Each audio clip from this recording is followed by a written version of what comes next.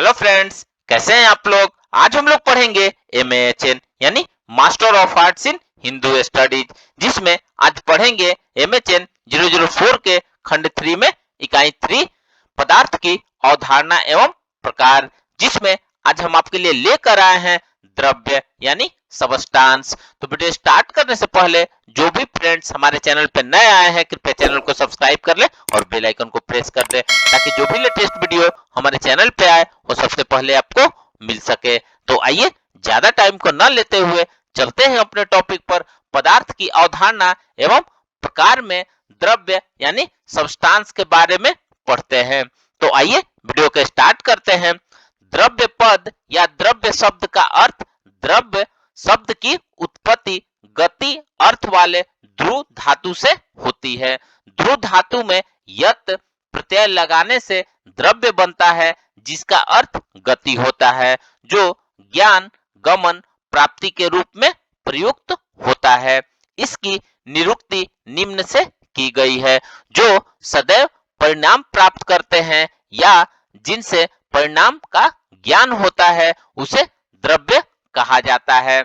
जैसे जो संयोग विभाग को प्राप्त होते हैं उसे द्रव्य कहा जाता है। अब द्रव्य लक्षण के बारे में पढ़ते हैं, जिसमें गुण व कर्म समवाय संबंध से आश्रित हो उसे द्रव्य कहा जा सकता है। जो क्रिया युक्त गुण युक्त तथा समवायिक कारण हो उसे द्रव्य कहा जाता है। जो द्रव्य अर्थात द्रव्य जाति वाला हो, गुणत्व युक्त अर्थात गुण वाला हो और समवायी कारण वाला हो उसे द्रव्य कहते हैं। आइए अब नेक्स्ट है द्रव्यों का साधम्य और वैधम्य के बारे में पढ़ते हैं। द्रव्यों में द्रव्य तत्व समान रूप से होता है। द्रव्यों में गुणवत्ता कार्य करण विरोधत्व और अत्यंत विशेष तत्व समान रूप से रहता है। अवयव यानी कंपाउंड द्रव्यों को छोड़कर अनाश्रित व अनित्य समान रूप में रहता है। यहाँ अनाश्रित्व का तात्पर्य द्रव्य के स्वतंत्र होने से है। आकाश वायु तेज जल पृथ्वी व मन इन 6 द्रव्यों को अनेकत्व या अपराजित मत्व ये समान रूप में रहते हैं। आकाश छोड़कर 4 महाभूतों और मन इन 5 द्रव्यों में क्रिया तत्व मुतत्व और परापर तत्व वेग तत्व ये लक्षण समान रूप से रहते हैं। आकाश काल दिशा और आत्मा इन चारों में गतत्व समान रूप से होता है। पंच महाभूतों में भूतत्व ज्ञानेंद्रियों पादानत्व और एक विषय का ग्रहण करना, क्योंकि इन भूतों के गुण ही इंद्रियों के विषय होते हैं, यानी समान लक्षण रूप में रहते हैं। आइए अब नेक्स्ट पढ़ते हैं द्रव्यों का वैधम्य। मूर्त द्रव्यों में निश्चित आयतन क्रिया एवं संस्कार वेगा से संस्कार होती है, परंतु भौतिक द्रव्य अकेला या अन्य से मिलकर संसार पदार्थों का भौतिक कारण बनता है। मन किसी का उत्पादन नहीं करता है, परंतु आकाश विभू होते हुए भी शब्द गुण का उत्पादक है। पृथ्वी जल तेज व वायु ये 4 मूर्त व उत्पादक दोनों है। अतः इनमें द्रव्य भार जल व तेज में प्रत्यक्ष तत्व रूप तत्व और द्रवत्व है, अन्य में नहीं है। पृथ्वी और अप में गुरुत्व व रसत्व समान है, परंतु अन्य द्रव्यों में नहीं है। पृथ्वी जल तेज वायु इन चारों में अनियत तत्व और नियतत्व दोनों है। शेष अन्य 5 द्रव्यों में नियतत्व होता है। आइए द्रव्य के अन्य भेद के बारे में पढ़ते हैं। उपयुक्त द्रव्यों की 9 संख्या कही गई है, वे करण द्रव्य है। उनके द्वारा कार्य द्रव्यों की उत्पत्ति होती है। जहां द्रव्य के अन्य भेद शीर्षक के अंतर्गत कार्य द्रव्यों के भेद का वर्णन किया जाता है।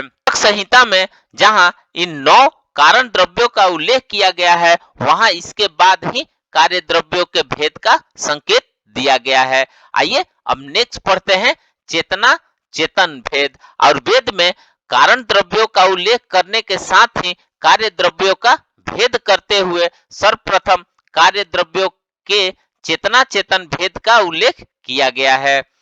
आइए अब नेक्स्ट पढ़ते हैं द्रव्य की संख्या। इस प्रकार आचार्य चरक के अनुसार आकाश, वायु, अग्नि, जल, पृथ्वी, आत्मा, मन, काल और दिशा ये 9 द्रव्य होते हैं।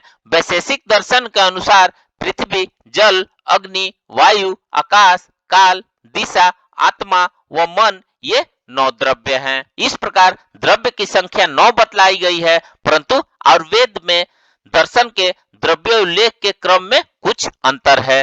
दोनों में पंच महाभूतों का उल्लेख प्रथम किया गया है, परंतु जहां आयुर्वेद में आकाश से शुरू किया गया है, वहीं वैशेषिक में पृथ्वी से आरंभ किया गया है। चरक द्वारा प्रस्तुत द्रव्यों का क्रम अनागत वेक्षण से कहा गया है कि आत्मादि का उल्लेख चरक संहिता में द्रव्योल्लेख से पूर्व किया जा चुका है। अतः यहाँ अनागत अर्थात जिनका उल्लेख नहीं किया गया है।